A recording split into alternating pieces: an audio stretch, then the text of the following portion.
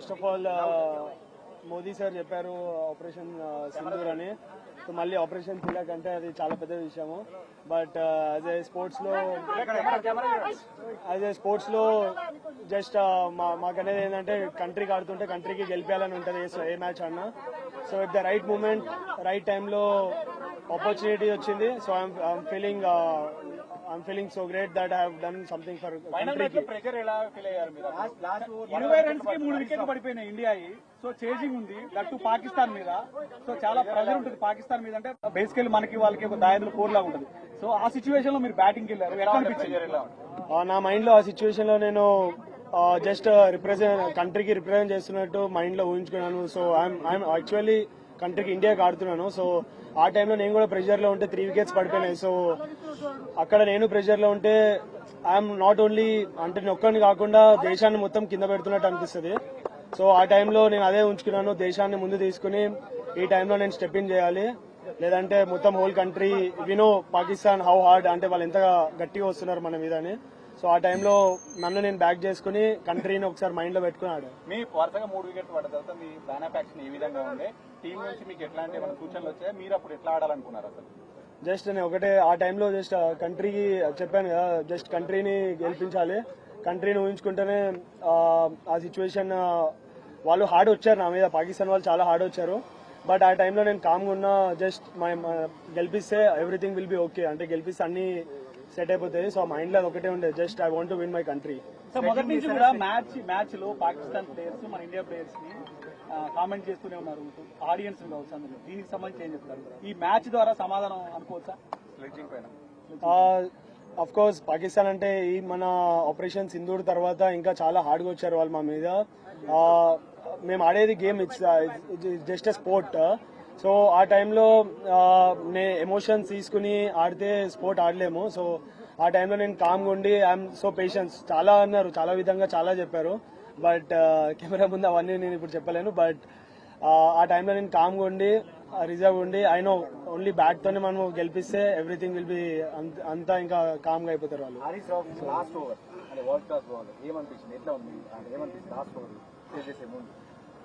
World class bowler of course, but ఆ టైంలో నేను నన్ను అనుకున్నా I'm the best player. India is always best. India is far అన్నిటికన్నా చాలా పైన ఇండియా అనేది.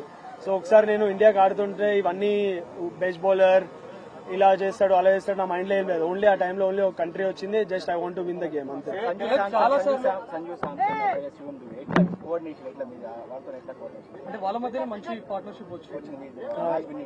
ఆ టైంలో నేను చెప్పా ఏమైనా ప్రెషర్ ఉంటే నేను అబ్జర్వ్ చేసుకుంటాను, బట్ మీరు ఒక ఎండ్ నుంచి జస్ట్ స్ట్రైక్ రొటేట్ చేయండి, నెక్స్ట్ వేరే ఎండ్ లో ఏం ప్రెషర్ లేకుండా నేను క్యారీ చేస్తాను వికెట్ ని అని చెప్పి సంజుని చెప్పాను. సంజు కూడా చాలా క్యామియో చాలా ఇంపార్టెంట్ ఆ టీమ్ కి ఆ టైంలో. నెక్స్ట్ దూబే వచ్చాడు. దూబే వాజ్ స్లైట్లీ కొద్దిగా ప్రెషర్ లో ఉండే స్టార్టింగ్ లో, తర్వాత ఇన్నింగ్స్ చాలా బాగా బిల్డ్ చేశాడు. సో దట్ హెల్ప్ నాకు పర్సనలీగా యాజ్ ఎ పార్ట్నర్షిప్ హెల్ప్ అయింది, also for the country.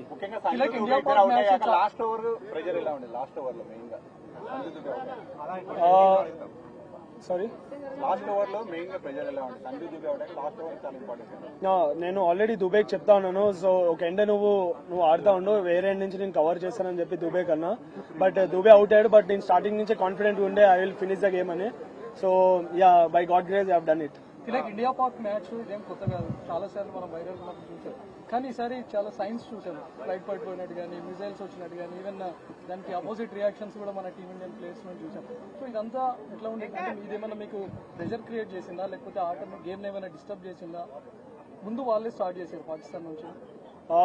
Start అదే ఇండియా పాకిస్తాన్ మ్యాచ్ లో ఓకే, బట్ ఆపరేషన్ సింధూర్ తర్వాతనే కొద్దిగా హార్డ్ గా వచ్చారు వాళ్ళు మా మీద. బట్ మేము ఆడేది చెప్పాను కదా మళ్ళీ స్పోర్ట్.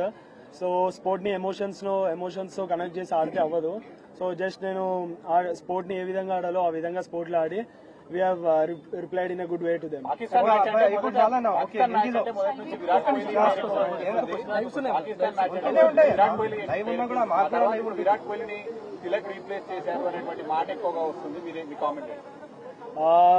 ఫస్ట్ ఆఫ్ ఆల్ నాకు చాలా హ్యాపీగా ఉంటుంది. సచ్ ఏ లెజెండ్ విరాట్ భాయ్ అనేది is an global star. So చిన్నప్పటి నుంచి నాకు కూడా కాదు చాలా ఇండియాకి ఇన్స్పైర్ చేశారు. సో అట్లాంటి మనిషితో నన్ను పోలిస్తారంటే ఇట్స్ నాకు చాలా ప్రౌడ్. బట్ నా ఏం ఐఎమ్ హ్యాపీ దట్ నేను ఇండియాకి ఏషియా కప్ గెలిపించా. బట్ నేను క్రికెట్ స్టార్ట్ చేసింది వరల్డ్ కప్ 2011 వరల్డ్ కప్ గెలిపించిన తర్వాతనే క్రికెట్ స్టార్ట్ చేశా. బట్ ఈ జనవరిలో వరల్డ్ కప్ వస్తుంది. సో అది నా అసలేమో వరల్డ్ కప్ గెలిపించిన తర్వాతనే నాకు నిద్ర వస్తుంది. మ్యాచ్ అయిపోయిన తర్వాత shake hands sporting spirit but ఈ మ్యాచ్ డిస్కషన్ అయింది. ఇండియా పెద్ద డిస్కషన్ అవుతుంది దేశం అంటే వరల్డ్ వైడ్ ఎట్లా దీని మీరు ముందే అనుకున్నారా? టీమ్ మేనేజ్మెంట్ ఏమైనా మీకు చెప్పిందా? అలా ఏం లేదు. సో ఆ మూమెంట్ లో అలా అయింది. సో జస్ట్ ఫ్లోలో వెళ్ళాము. అదేమి మాకు ఇలా చేయాలి అని ఏం లేదు. బట్ మనకు ముందు తెలిసింది కదా, ముందు వార్ అయినప్పుడు తెలిసింది. So just we want to give respect for our country, అంతే. ఇంకా దాని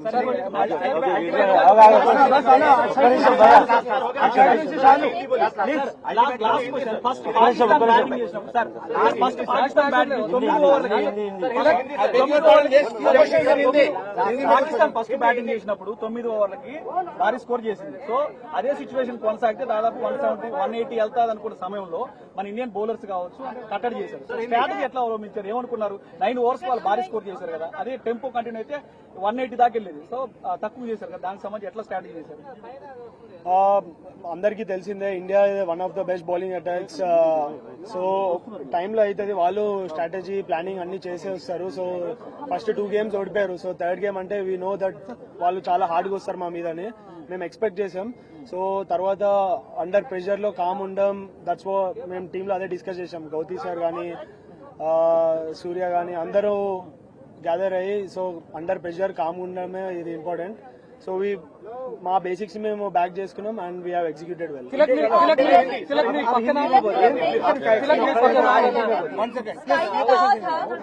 सूर्य कुमार ने बात कही थी कि वो हमारे कॉम्पिटिटर ही नहीं है, टॉप 2 के प्लेयर टीम जो है कम्पीट कर रही थी. लेकिन मैच जब हो रहा था तब आपको लग रहा था कि 2-0 से आगे है, अब 3-0 बनाना कितना ज्यादा दबाव भारत पे रहा पाकिस्तान से ज्यादा? जैसे सूर्य भाई ने बोला है कि कुछ कंपटीशन नहीं है, मैं भी उस बात में एग्री करता हूँ. मगर as a sport we know, मतलब हमेशा प्लान चेंज करते रहते हैं, हार्ड आते हैं. जैसे बोला है मैं कि हर मैच में स्ट्रैटेजी चेंज होगा, वो लोग भी प्रिपेयर होके आएंगे. तो हम लोग एक्सपेक्ट किए थे. और जैसा वो लोग सेकेंड इनिंग्स में कम स्कोर में वो लोग पेस ऑफ करके, विकेट भी इतना आसान नहीं था बैटिंग के लिए, तो जैसा वो लोग कमबैक करके आए हैं और वहां से हम लोग पार्टनरशिप बिल्ड करके जीता है. तो वही है इंडिया की खासियत. प्रेशर कैसा था आपके ऊपर? आखिरी ओवर तक आप टिके रहे, मैच जिताया आपने, 3 विकेट गिरने के बाद आप आए हैं. बताइए आपका एक्सपीरियंस कैसा रहा, क्या प्रेशर था आपके ऊपर? प्रेशर तो ऑफकोर्स नर्व्स तो बहुत रहते हैं बॉडी में, बहुत कुछ चल रहा था दिमाग में. तो मैं इसी एक चीज पहले भी बताया, अभी भी वही बताता हूँ, देश हमेशा आगे है और अपना इंडिया सबसे बहुत ऊपर है. तो मेरा माइंड में और दिल में वही लग रहा था कि जो भी करूंगा मैं, कुछ भी करूंगा, पूरा देश के लिए पूरा जान दे दूंगा. तो वही दिमाग में चल रहा था. तो उस समय मेरे को क्या क्या जरूरत है, अगर मैं प्रेशर में आ गया तो देश को नीचे करूंगा, खुद को नहीं, देश को. और इतना 140 करोड़ लोग, सब लोगों को मैं नीचे कर रहा हूँ. तो वो सबको मैं लेकर जाने के लिए मेरे खुद को उस समय काम रहना, जो बेसिक्स बचपन से मैंने सीखा हूँ, मेरा जो कोचेस है बचपन से मेरे को ये आदत की है. तो मैं वो सब चीज काम रह के दिमाग में सोचा और एग्जीक्यूट किया. हमेशा वो डिस्ट्रैक्ट करने की जब बात करते हैं तो भारत पाक के मैच में तो अक्सर देखा जाता है, लेकिन ये वाले में ऑपरेशन सिंदूर के बाद बहुत ही ज्यादा हाई वोल्टेज रहा, पहले के 2 मैचेस भी और अब तीसरे मैच में किस तरह की स्लेजिंग रही या फिर किस तरीके से प्रेशर आपके ऊपर बनाने की कोशिश की गई सेकेंड इनिंग्स में? तो खासकर ज्यादा था, जैसे पहले 3 विकेट भी हो गए थे, जल्दी हो गए थे, तो उसके बाद और थोड़ा हार्ड होने चालू हुआ. तो उस समय मैं ही बैटिंग में था, तो थोड़ा सा ऊपर ज्यादा मेरे ऊपर आए थे. तो जैसा मैंने बोला है कि अपन उस समय बात करके कुछ दूसरा शॉट मार के कुछ भी किया तो अपना देश को ही नीचे कर रहे. तो बस मेरे को हमेशा बोलता हूँ कि मेरे को मैचेस जिताना है. तो मैचेस जिताने के लिए बोलने के लिए आसान है, मगर उस समय क्या क्या जरूरत है ये सब चीज मैंने बोला. काम रहना है, बेसिक्स को फॉलो करना है, ज्यादा जवाब नहीं देना है. तो मैच के बाद मैंने जो भी बोलना है अच्छे से बोला है, मगर मैच के बीच में नहीं बोला है. तो डिस्ट्रैक्ट करने की कोशिश हमेशा पाकिस्तान करता है खिलाड़ियों को किसी न किसी तरह. तो क्या आपके साथ भी इस तरह का रवैया अपनाया गया पाकिस्तानी खिलाड़ियों द्वारा? सॉरी डिस्ट्रैक्ट करने की कोशिश जो है वो पाकिस्तानियों द्वारा की जाती है, तो क्या आपको भी इस बार इस मैच के वक्त खासकर जब आप बैटिंग कर रहे थे तो क्या उस वक्त में आपको किसी तरीके से डिस्ट्रैक्ट करने की कोशिश की गई थी उनके द्वारा? हाँ जी, मतलब हुआ था, बहुत कुछ हुआ था। मैं अभी वो कैमरे में नहीं बता सकता हूँ। चलते रहता है बैट्समैन और बॉलर के पीछे, और खासियत इंडिया पाकिस्तान मैच में तो बहुत चलता है, तो वो सब पार्ट ऑफ द गेम है, चलता है। मगर जैसा मैंने बोला है कि गेम के बीच में करने का थोड़ा बहुत होता है, वो बोल लिए हम लोग, मगर जो असली रिप्ले होता है जब मैच जीत के बैट से ही जवाब सबसे अच्छा होता है, तो मेरे को वही करना था और वो करके मैंने उनको बताया। లాస్ట్ క్వశ్చన్ సో కోచ్ గురించి ఏం చెప్తారు? మీ పక్కన అసలు ఆయన చూస్తే తిలక్ ప్రతిసారి మిమ్మల్ని ముందు నుంచి నడిపిస్తా ఉన్నాడు, ఆల్మోస్ట్ క్రికెట్ బేసిక్స్ నుంచి ఇక్కడ స్టార్ట్ చేశారు. సో సలాం గురించి చెప్పాలంటే మీరు ఏం చేస్తారు? इसी में एक सवाल जोड़ता हूँ। तेलुगु और हिंदी में जवाब देता हूँ, उसके बाद इसका जवाब दीजिए। कुछ लोग इसको ना हिंदुस्तान और पाकिस्तान हिंदू मुस्लिम भी करते हैं, देश में हो या देश के बाहर हो। तो सलाम साहब आपके कोच हैं, तो किस तरह आप इस तालमेल को देख रहे हैं, जुगलबंदी को देख रहे हैं? నాకు చిన్నప్పటి నుంచి అంతా అతనే చిన్నప్పటి నుంచి స్టార్ట్ చేసింది. నేను లీగల్ క్రికెట్ అకాడమీలో నాకు సలాం భయర్స్ ఇంకా పృథ్వీ అన్న చిన్నప్పటి నుంచి నాతో కలిసి ఉన్నారు. వాళ్ళ హార్డ్ వర్క్సే ఇప్పుడే నేను ఉన్న స్టేజ్ లో యాజ్ ఎ తిలక్ వర్మ అని అందరికి గుర్తుపడతారు. బట్ తిలక్ వర్మ లేనప్పుడు ఇద్దరే నా వెనకాల ఉండేది. నేను నా ప్రొఫైల్స్ లో కానీ ఎక్కడ కానీ చిన్నప్పటి నుంచి నేను ఆల్వేస్ నా క్రెడిట్ అంటే మదర్, ఫాదర్, నా కోచెస్, సో వాళ్ళకే క్రెడిట్ ఇస్తా. They are everything to me, అన్ని వాళ్ళే నాకు. సో ఏ లెవెల్కి వెళ్ళినా మన గురు నుంచే, ఇండియన్ టీం గురు నుంచి చూసాము, విరాట్ కోహ్లీ, సచిన్ సార్ నుంచే చూసాము కోచెస్ కి ఎలా రెస్పెక్ట్ ఇచ్చి ఎంత చేస్తారో. So the same steps I also follow. ఇంకా నాకు అంటే ఎక్కువ మాటలేం చెప్పలేం, అంటే ఎవ్రీథింగ్ అంటే దే ఆర్ ఎవ్రీథింగ్ అంతే.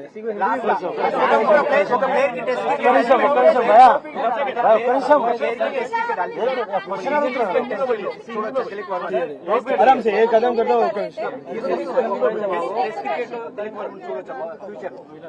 सर इसी चीज को हिंदी में टेस्ट क्रिकेट लो